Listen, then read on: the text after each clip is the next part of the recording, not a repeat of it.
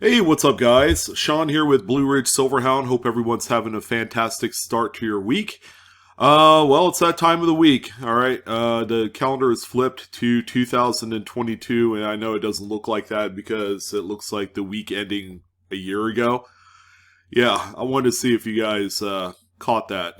It wasn't really an error. I'm like, oh, I'm gonna go ahead and type this in here and see if anybody noticed it at first glance.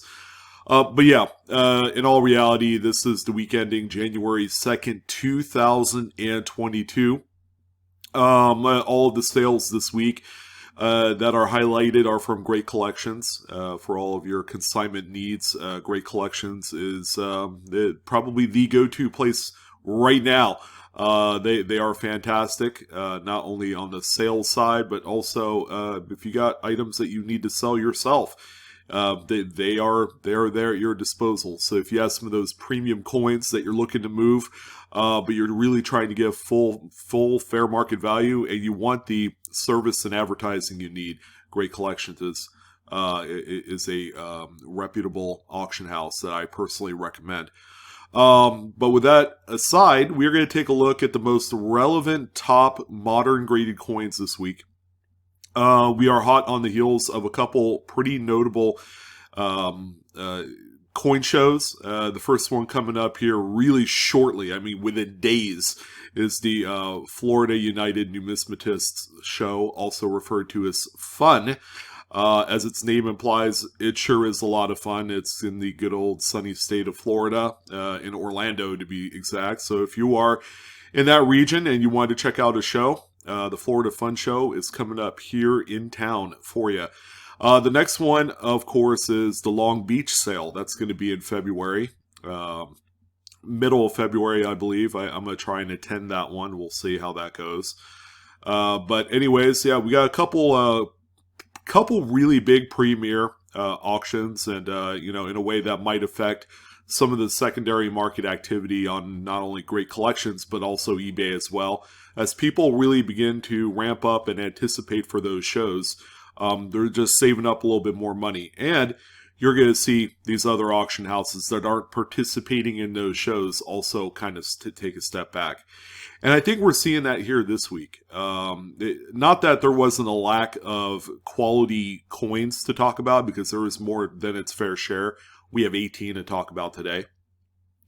But you can kind of see that, they did hold back on a few, I would say, more like top level coins, anything 5 figures and up. We just didn't see that much of it this week.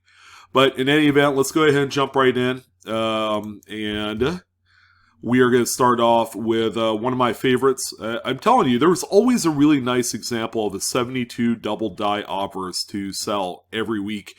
And as long as they grade out mid-state 66 and higher, then we really have something to talk about. Now, these coins have gone up in value as they're being scooped up in the marketplace. They're popular amongst variety collectors, type collectors, and investors.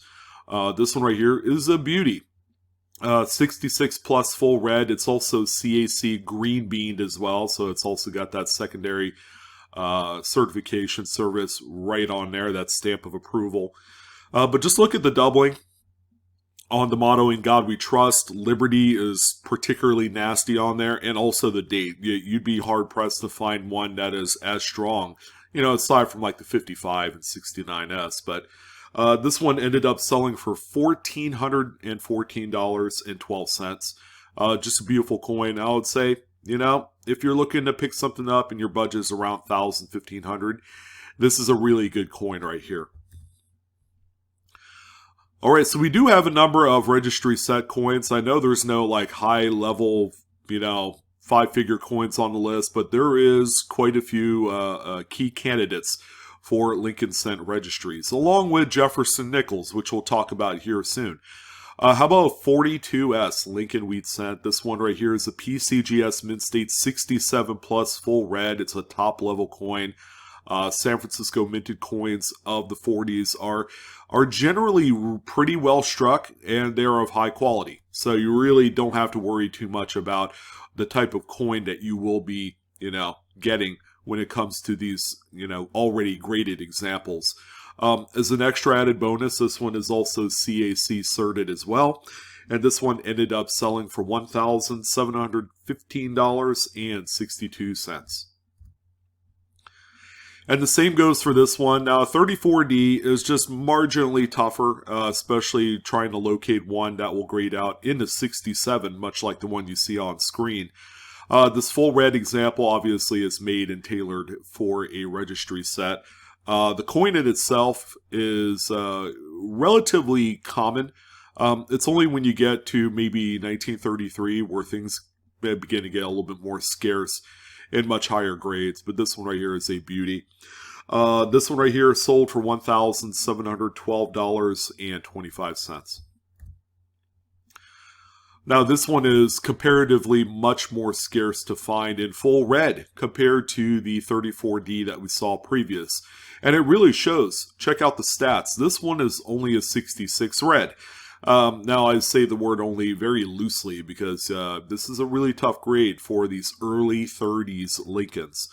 This one right here is pretty clean, and it says a lot. When a 66 plus or a 67 doesn't exist out in the marketplace, this is your alternative, and it doesn't come cheap. This particular example ended up hammering for $2,144.25. And the final 1 cent denom on the list is going to be a beauty. Now, this is a 1904, and it's a little misleading because, people will look at it and say, yeah, that's a very common date, Indian head cent. And, I tend to agree. Millions of these were made. It's not like that, you would have a hard time finding a example of a 1904 Indian head cent, especially if you're putting together a date set. But a lot of these did circulate during its day, and finding some that were preserved in any sort of mint state condition is a little bit of a chore. Now this one right here, full red, I mean, you can't really find these just anywhere. You'll walk into a coin shop, and more than likely you're going to find other graded Indian head cents, whether they're red or not. But this one right here, as a mint state 66, is top of the heap. This is the cream of the crop. It's also CAC certified. And this one sold for $3,125.25. Excuse me. Now we're on nickels here. We're going to start off with just a good old basic proof Jefferson nickel. Now this one has no cameo frost. It's not a deep cameo as well. This is a really tough date to find those cameo frosted coins. This one has very light amount of frost, but the big reason why that this one's on the list is the numerical grade is quite nice. 68 can be a tough grade to find in this, albeit it's not the top grade for a 61 proof nickel. But what really sets this one apart from the rest is going to be the amount of toning that's on this coin. You have a lot of really nice kind of green in there, some blues, some really attractive colors. Now, it's kind of hard to say if this was pulled out of a mint set package the way you see it today, or maybe this was sitting in an older album for a while. I think I'm a vote more on the latter. Okay, this is the type of toning that you would see if it's in an old kind of like Library of Coins or old Whitman bookshelf album. They do tend to tone really nicely, and this is probably a couple of your most attractive colors in the toning collector market right now. Anything green, anything rose, anything kind of like a very vibrant orange, kind of like a sunset type of color, are all quite popular. And not to mention, some pretty nice deep blues as well. Proof 68, 61 here, sold for $938.11. Again, this is an opportunity to really kind of, take a step back from what everybody else is expecting for this coin. And that's the cameo frost and the high grades and all that stuff. And to find something that's really also relevant in the marketplace. Toners, again, it's not everybody's favorite, but, if you could capitalize on the current toner market, you could end up making some pretty good money as a result. Now here's one that's made for a Jefferson nickel registry. Sorry, I almost said Lincoln. Well, I don't know what's wrong with me. Yeah, I think my body's still in Monday mode. Everybody's heading back to work. So, what we have here is the 53D. No doubt about it. Really tough coin to find a nice heavy strike on. Lots of die deterioration with these mid 50s nickels. Just really runs the course through all three mints. And this one right here, just nice enough to get a full step designation. It is a 66 plus through PCGS.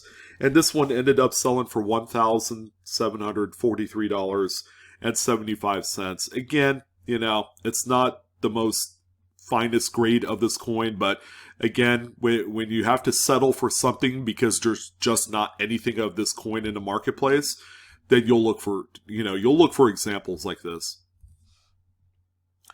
Now here's a beauty. This is a 48 with some pretty nice original toning. I like coins that look like this. The toning's not obnoxious or in your face. This is more along the lines of, light pastel colors just kind of coming together on both sides of the coin.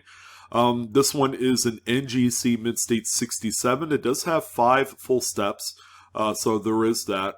48 is not a completely terrible date to find full steps on. It's kind of a lot more easier to do so than any of the dates in the 50s. This particular coin right here is sold for $1,910.97. And here's a 46D, same boat here. Not too tough to find some full step coins, albeit you have to look for ones that are quite clean and mark free. This one right here, however, is a different coin than that I've talked about. This is a first look at the D over D RPM. More specifically, this is a D over inverted D variety. It's also FS501 in the Cherry Picker's Guide. This one is quite scarce because in all the years or all the months I've done the Monday Market Report, I've never talked about this coin. So this is a new one for this week. Can be really, really difficult to find in circulated grades. But your best bet is to try and cherry pick something at a dealer. Usually they'll overlook stuff like this. There's even coin dealers that don't even have copies of the Cherry Picker's Guide.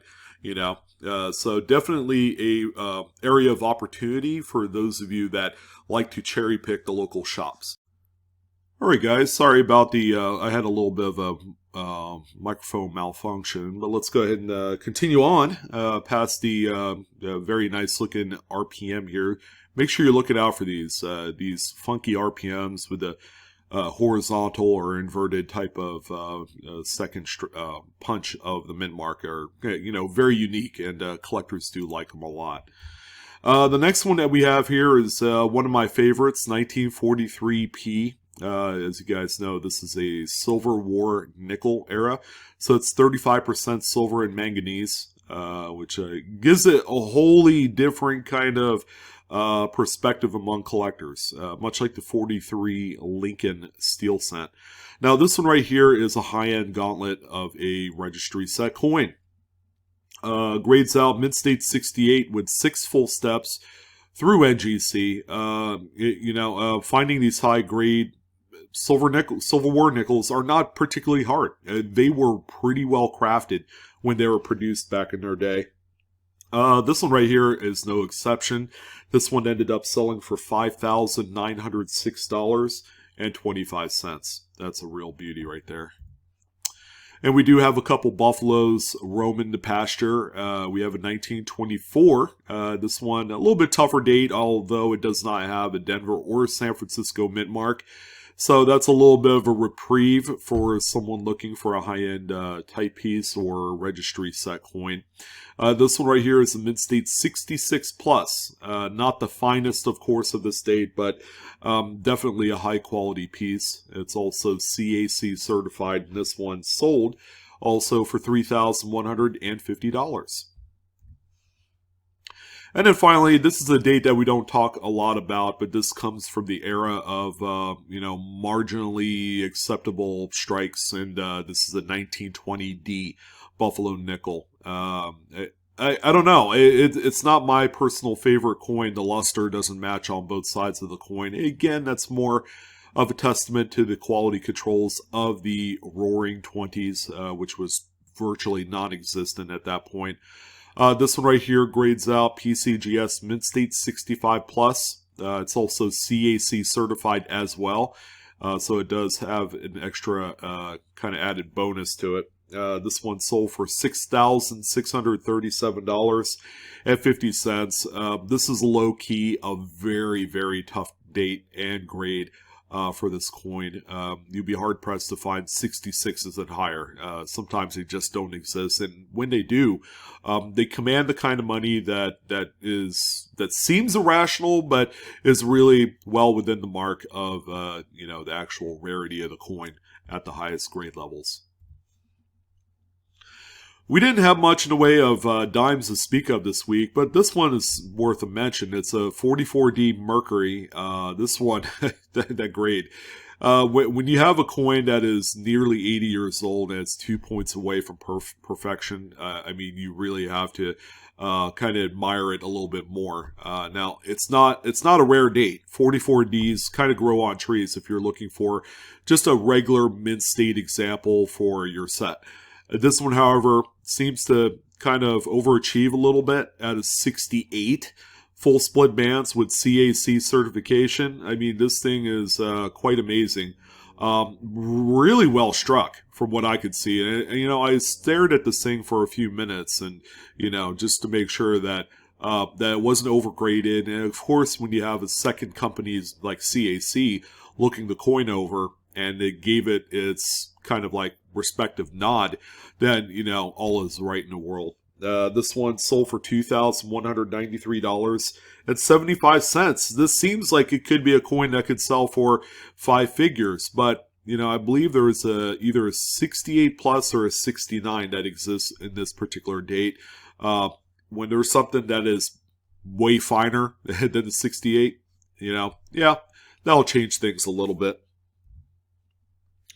All right, we're going to end it off on some quarters. Now, you wouldn't expect to see a coin like this on the list. It doesn't even have, it's not even a modern West Point uncirculated coin. I mean, it's a Glacier National Park from the second year of the program. So the mintages begin to get a little bit more scarce, but, this is a well-collected registry as well, believe it or not. And this one is Mint State 68, which is a top-end grade for this particular quarter. Now, I will tell you this. Don't attempt to grade these. Oftentimes, a lot of the coins that you do encounter in circulation that you think might grade a 68 or higher might end up being like a 65. They can be a little bit deceptive, but this one is generally really clean. This one ended up selling for $1,040.62. Just kind of giving you guys what that bar looks like for the finest graded national park quarters. Again, I have no doubt that these are going to, continue with this kind of price levels at the highest grades until further notice. And the same goes for this one, although this is not a statehood or national park quarter. It's just a good old basic 97p. Now, this one will kind of surprise you a little bit. It's a Mint State 68 through NGC. Kind of figure out why they chose NGC to grade this puppy. I doubt it wouldn't get a 68 through PCGS, but I might be wrong. But this one right here, very few of these 1990s statehood quarter series era of quarters were very seldomly held on to. I remember getting these things brand new, right from the bank in the mid-90s. And they were unexcited at the time. We also called them good old spaghetti hair too, and you could see why. This particular coin obviously fits in a registry set, and it did sell for $2,025. Now, of course, there's always going to be that one coin that upstages the other. This one easily outstaged both the previous coin and also the Glacier National Park. This is a Mint State 69, 1996D. Yeah, Denver did crank out some pretty good quality during its day. But again, much like the previous coin, yeah, these were very seldomly hoarded. I doubt anybody took the care of actually saving these at a one point. This particular coin, again, registry set material, and it sold for $3,487.50.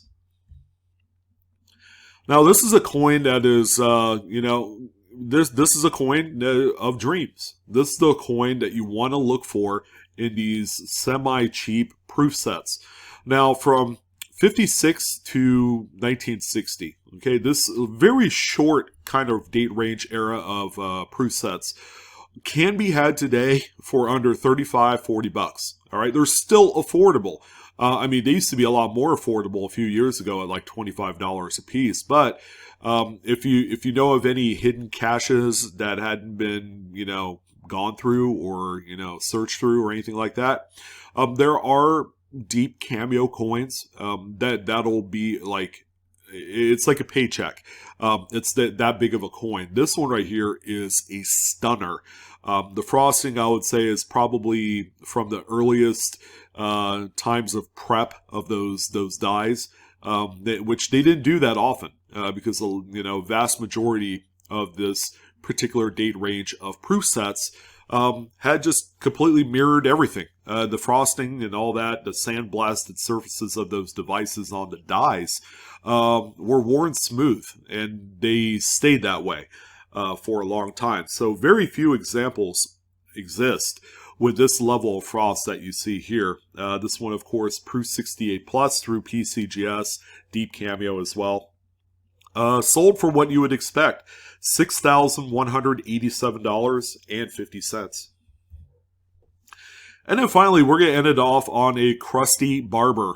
We have a 1900 Philadelphia minted Barber quarter. I mean, talk about TOC, right? This one is quite nice. It's quite crusty, and the toning can leave a lot to be desired. I'll be honest. I mean, this is like really old, thick-skinned kind of originality that you just don't see in a lot of coins today. This is what it looks like, untouched and stored for many decades until it probably got recently discovered a year ago or 6 months ago or whatever. But this one right here, Mint State 67, has just all of the just the markings of a coin that would go great in a typeset. When you have the finest graded Barber, I mean, that says a lot. And this one right here sold for $6,817.50. Not too bad for a high minted Philadelphia date of Barber quarter. Quarter. I thought it was a $50 for a second. Yeah, but anyways, I digress like no other. You guys know me by now. But that's going to go ahead and do it. First MMR of the year. I want to thank you guys again for joining in. Happy New Year. Probably the last time I'll say that because, you're usually good for saying it through the first 3, 4, 5 days of the year and then you're good.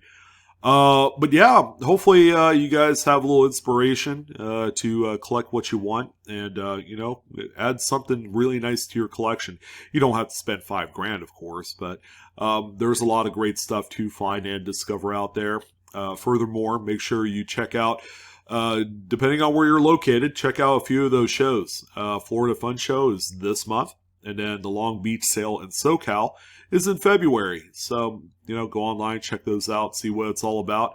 And if you can make the trek over, it's always a lot of fun. And, you'll go to these shows and say, man, I didn't bring enough money. That's just the way it is. You could bring $10,000. It's still not enough money for anything.